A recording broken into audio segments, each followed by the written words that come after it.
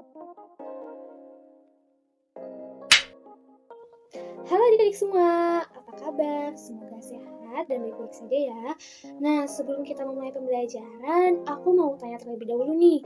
Pernahkah di antara kalian ada yang bermain ke laut ataupun ke pantai? Atau justru ada yang tinggal di sekitar laut atau pantai? Wah, pasti seru banget ya. Nah, tapi tahukah kalian bahwa ternyata Indonesia dengan negara kepulauan yang besar ini memiliki banyak sekali potensi, khususnya di bidang maritim atau kelautan.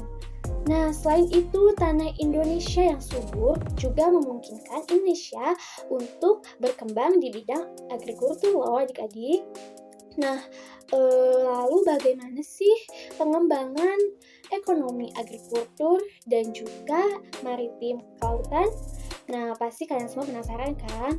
Yuk langsung saja kita simak video pembelajaran berikut ini. Nah, jadi pertama kita akan bahas dulu nih mengenai ekonomi maritim. Nah, tahukah kalian ternyata ekonomi maritim dan juga ekonomi kelautan itu memiliki perbedaan loh. Untuk ekonomi kelautan sendiri merupakan suatu kegiatan ekonomi yang dilakukan di wilayah pesisir dan lautan serta di darat yang menggunakan sumber daya alam dan jasa-jasa lingkungan kelautan untuk menghasilkan barang dan jasa.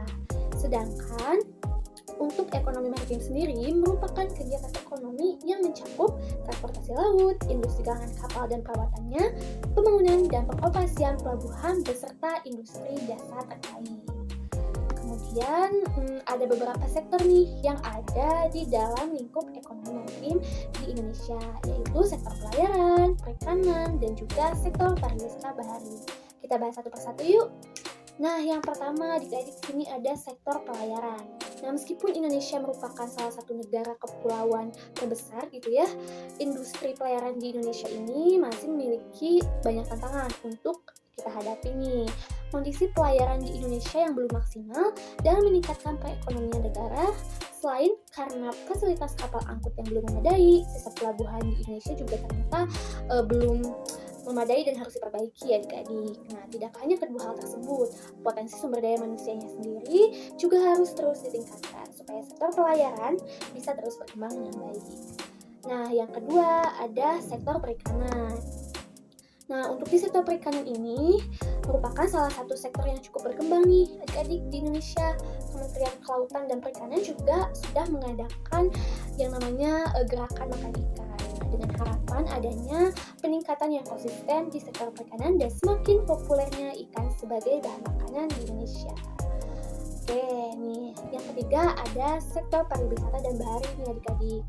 Nah, jika pariwisata bahari di Indonesia ini dapat kita manfaatkan dengan maksimal nih, maka apa yang akan terjadi? Pasti banyak sekali dampak positifnya ya, terutama pada terserapnya lapangan pekerjaan, meningkatnya investor di bidang pariwisata, dan juga meningkatkan devisa negara. Dengan masuknya wisatawan asing, salah satu contoh pariwisata bahari yang ada di kita nih, misalnya Raja Ampat yang ada di Papua. Nah, akan tetapi ternyata pada sektor bahari ini juga belum dikembangkan dengan maksimal. Nah, semoga kedepannya dapat kita kembangkan secara maksimal ya. Wah, ternyata masih banyak sekali ya yang harus dikembangkan. Lalu strategi dan kebijakan apa saja nih yang digunakan pemerintah untuk mengembangkan ekonomi maritim Indonesia? Nah, adik-adik, ternyata ada kebijakan pengembangan ekonomi maritim di Indonesia nih. Yang pertama ada meningkatkan pengolahan pelabuhan serta alat-alat penunjang aktivitas pelabuhan dan menjalin kerjasama internasional. Kemudian ada mengembangkan pengolahan ikan, kemudian menyediakan lahan khusus untuk pengembangan ekonomi maritim, dan juga perbaikan pada sumber daya manusia dan membuka jurusan ekonomi maritim di perguruan tinggi yang berorientasi pengembangan industri maritim. Nah, diharapkan kebijakan tersebut mampu meningkatkan ekonomi maritim di Indonesia ya. Nah, setelah kita membahas mengenai ekonomi maritim juga kelautan Indonesia, selanjutnya kita akan membahas mengenai ekonomi agrikultur di Indonesia. Nah, apakah kalian tahu adik-adik tentang ekonomi agrikultur? Ekonomi agrikultur merupakan upaya peningkatan perekonomian dengan memberdayakan sektor pertanian. Agrikultur merupakan kegiatan pemanfaatan sumber daya alam yang dilakukan oleh manusia untuk menghasilkan bahan pangan, bahan baku industri, sumber energi, atau untuk mengelola lingkungan hidup. Ekonomi agrikultur ini meliputi budidaya tanaman, bercocok tanam, atau peternakan, dan bisa juga pemanfaatan mikroorganisme dan bioenzim dalam pengolahan produk seperti pembuatan keju dan tempe. Wah, menarik ya adik-adik. Nah, lalu apa sih potensi dan juga peran agrikultur di Indonesia? Indonesia sendiri memiliki wilayah yang subur dan beriklim tropis sehingga sangat baik untuk aktivitas pertanian. Selain itu, Indonesia juga memiliki tanaman unggul seperti padi, kedelai, kacang tanah, ubi kayu, dan berbagai tanaman lain. Ada beberapa faktor nih yang mendukung ekonomi agrikultur di Indonesia loh. Apa saja ya? Yuk kita simak. Faktor pendukung ekonomi agrikultur. Yang pertama ada keanekaragaman hayati. Indonesia memiliki keanekaragaman hayati tertinggi di dunia. 10% dari spesies tumbuhan berbunga, 12% spesies mamalia, 16% reptil dan amfibi, serta 17% burung di dunia terdapat di Indonesia loh adik-adik. Potensi sumber daya yang berasal dari tumbuhan terdiri dari 400 jenis tanaman penghasil buah, 370 tanaman penghasil sayuran, 70 jenis tanaman berumbi, dan 55 jenis tanaman rempah. Potensi keberagaman hayati ini dapat dimanfaatkan sebagai sumber pangan, sumber pakan ternak, bahan baku farmasi, bahan baku industri, dan juga bahan obat-obatan. Selanjutnya ada lahan pertanian. 40% dari total daratan di Indonesia berpotensi untuk dijadikan lahan pertanian.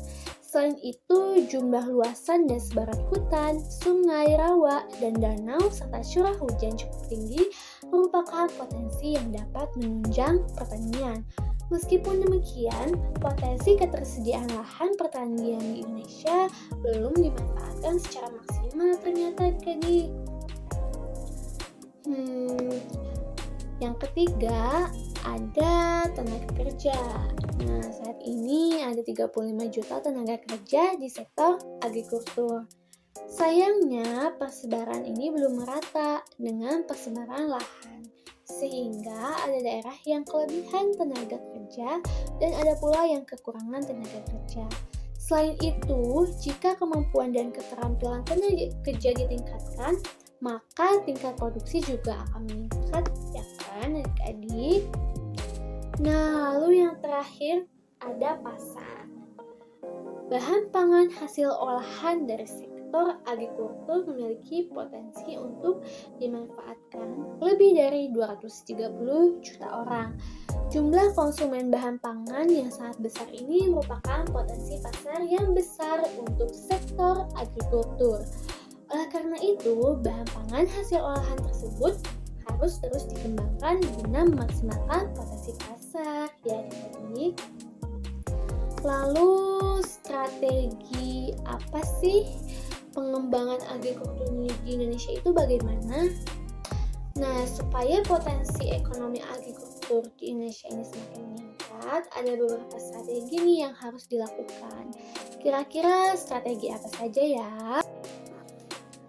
Nah, tahukah adik-adik tentang strategi ekofarma? Nah, strategi ekofarma ini merupakan strategi peningkatan sistem budidaya sektor pertanian yang ramah lingkungan dan terintegrasi dengan budaya lokal di setiap daerah. Diterapkan antara lain dengan distribusi pupuk secara merata sesuai kebutuhan petani dan perbaikan irigasi dengan cara membangun waduk dan bendungan. Wah, menarik sekali ya belajar tentang mengembangkan ekonomi maritim dan agrikultur di Indonesia. Ayo, siapa nih di antara adik-adik yang bercita-cita menjadi ahli di bidang ekonomi agrikultur? Yuk belajar yang semangat supaya cita-citanya tercapai ya. Nah, adik-adik, tidak terasa ya, ternyata tadi kita sudah belajar mengenai pengembangan ekonomi maritim dan agrikultur di Indonesia. Semoga adik-adik dapat menyerap ilmu dan ilmunya dapat bermanfaat ya. Dan semoga kita doakan Indonesia semakin berkembang ya di bidang ekonomi, maritim, dan juga agrikulturnya. Sampai jumpa adik-adik.